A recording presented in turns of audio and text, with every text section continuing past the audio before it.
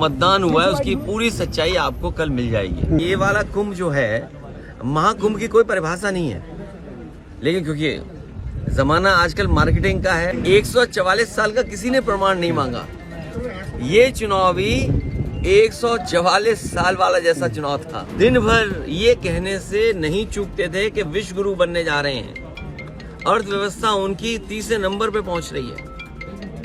वो आजकल कैसे चुप घूम रहे हैं, मौन हो गए हैं। कल दिल्ली के नतीजे आ रहे हैं, कल मिल्कीपुर के उपचुनाव का नतीजा आ रहा है, उसको लेकर के आपने लगातार चुनाव आयोग पर निशाना साधा, सवाल खड़े किए। आखिरकार संवैधानिक संस्था पर इस तरीके के सवाल क्यों? कई बार एग्जिट पोल के जो अनुमान होते हैं वो ठीक नहीं निकलते हैं। जो एग्जिट पोल अपने सर्वे के माध्यम से जानकारी देता है वो कई मायने में सही नहीं निकलता।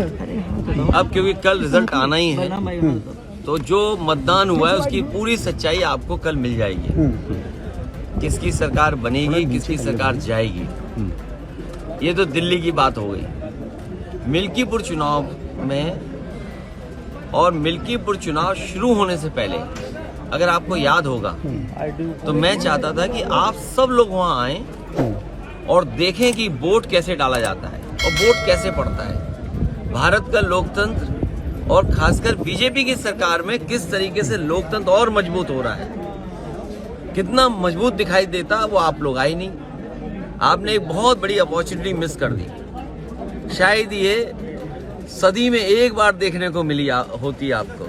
जैसे ये वाला कुंभ जो है, महाकुंभ की कोई परिभाषा नहीं है, लेकिन क्योंकि जमाना आजकल मार्केटिंग का है और जितना आप उसको कम्युनिकेट कर ले जाओ तो महाकुंभ हो गया। 144 साल का किसी ने प्रमाण नहीं मांगा। ये चुनाव भी 144 साल वाला जैसा चुनाव था जो आपको देखना चाहिए था। सोचिए आप, बगल के जिले जो हैं वहां से भारतीय जनता पार्टी ने अपने कार्यकर्ता बुलवाए। अंबेडकर नगर से कार्यकर्ता आए, अब तो हम लोगों को उनके गांव पता लग गए हैं क्योंकि पकड़े गए थे कुछ लोग।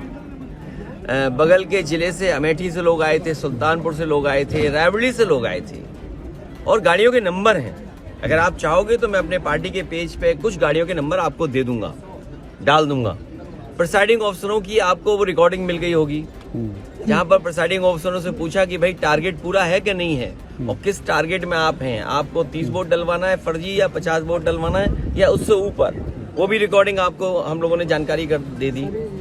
बीएलओ कौन पोस्ट होंगे, बीएलओ कौन पोस्ट होंगे, किस थाने में कौन पोस्ट होगा, सीओ कहाँ पोस्ट होगा, एसएसपी कौन क्या देखेंगे, ये सब वेल प्लान्ड इलेक्शन हुआ ये वाला। ये आपने 144 साल वाला जिस तरीके से कुंभ था, उस तरह दुनिया का सबसे अच्छा चुनाव आपने मिस कर दिया।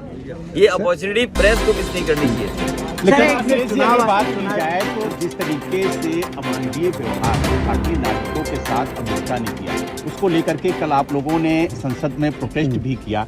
क्या जिस तरीके से आप लोग आवाज उठा रहे हैं ये आगे भी देखने को मिलेगा सदन के अंदर? भारतीय जनता पार्टी की कुछ चीजों की तो पोल खुल गई, एक बार सवाल पूछ, और पोल इसलिए खुल गई कि हमने और आपने वो डंका बजते हुए देखा था। बड़े बड़े इवेंट देखे थे हम लोगों ने, और ये भारतीय जनता पार्टी वाले लोग कोई दिन नहीं चूकता था जिस दिन ये नहीं कहते थे कि दुनिया में हम कहाँ पहुंच गए हैं, हम कुछ बन गए हैं, विश्व गुरु बन गए हैं। सोचिए आप, जो लोग दिन भर ये कहने से नहीं चूकते थे कि विश्व गुरु बनने जा रहे हैं, अर्थव्यवस्था उनकी तीसरे नंबर पे पहुंच रही है, वो आजकल कैसे चुप घूम रहे हैं, मौन हो गए हैं। जो विश्व कहने वाले लोग मौन घूम रहे हैं। और जिस तरीके से लोग लौट करके आए हैं, ये कह देना कि पहले भी ऐसे लोग लौटे थे, लेकिन पहले हमारी अर्थव्यवस्था इस जगह नहीं थी, इतना हम अर्थव्यवस्था का डंका नहीं पीटते थे। और कैसे लोग आए हैं जिन्हें शौचालय नहीं जाने दिया, बाथरूम नहीं जाने दिया। ये व्यवहार किसी व्यक्ति के साथ हो सकता है, इनह्यूमन व्यवहार है। और दुनिया का एक देश है, शायद हो सकता है अमेरिका से वो मजबूत नहीं उतना, लेकिन वहाँ के राष्ट्रपति ने मना कर दिया कि हम फौज से लाए हुए अपने नागरिकों को स्वीकार नहीं करेंगे, और अंततः अमेरिका को स्वीकार करना पड़ा। क्या भारत इतना कमजोर हो गया है? क्या हमारा हिंदुस्तान इतना कमजोर है जब हम हिंदुस्तान का इतना बड़ा बाजार दे रहे हैं अमेरिका को। आप सोचिए नोएडा में न जाने कितना बाजार हमने उनके हाथ में दे दिया होगा। हम कहते हैं हमारे लोग इलीगल पहुंच गए वहां पे, इलीगल इमिग्रेशन हो गया। तो किसकी नाकामी है? ये सरकार की नाकामी है जो क्वालिटी ऑफ लाइफ या उनको बेटर अपॉर्चुनिटी नहीं दे पा रहे। अगर उन्हें बेटर अपॉर्चुनिटी यहाँ मिल रही होती, क्वालिटी लाइफ बेटर यहाँ होती, तो शायद वो 50 लाख और 1 करोड़ रुपए दे करके नहीं जाते। पंजाब के तो चलो 50 लाख रुपए की सुनने में आ रहा है दे करके गए हैं, लेकिन गुजरात वाले तो 1 करोड़ रुपए दे के गए हैं। कम से कम सरकार को जो पैसा दे करके गए हैं उनके सरकार को पैसे वापस कराने चाहिए। और जिस उम्मीद के साथ वो लोग गए थे, घर परिवार के लोग, वही नहीं, भारत के और भी लोग हैं जो अपनी क्वालिटी वाला बेटर जीना चाहते हैं, जॉब्स चाहते हैं, नौकरियां चाहते हैं, अपने परिवार की सिक्योरिटी चाहते हैं, अपने परिवार की प्रॉस्पेरिटी चाहते हैं। उनको सरकार मौका दे। अगर मौका नहीं देती है तो ये जो अर्थव्यवस्था में आप दिखा रहे हो ना कि हम किस ऊंचाई पे पहुंच रहे हैं, आप कुछ लोगों को ऊंचाई पे पहुंचा रहे हो, आम लोगों को उस ऊंचाई तक नहीं ले जा रहे। एग्जिट पोल के बाद टीएमसी ने सवाल खड़े किए नेतृत्व पे, आप क्या कहना चाहेंगे? इंडिया गठबंधन को लेकर के भी सवाल गठबंधन किए। के नेतृत्व पे सवाल खड़ा किया है। अभी कोई बड़ा सवाल नहीं पूछना है। ये हमारा इंडिया का अंदर का मामला है, ये हम लोग सुलझाते रहेंगे। Thank you sir, thank you. क्या चीज? 27 में पीडीए चलेगा और पीडीए के लोग देख रहे हैं कि उनका वोट कैसे छीना जा रहा है, वो कैसे अपमानित हो रहे हैं। उन्हें एसओ की पोस्टिंग नहीं मिलेगी, सीओ नहीं बनाया जाएगा, क्योंकि वो वोट में कहीं ना कहीं आपको दे देंगे। कौन सिपाही पोस्ट होगा?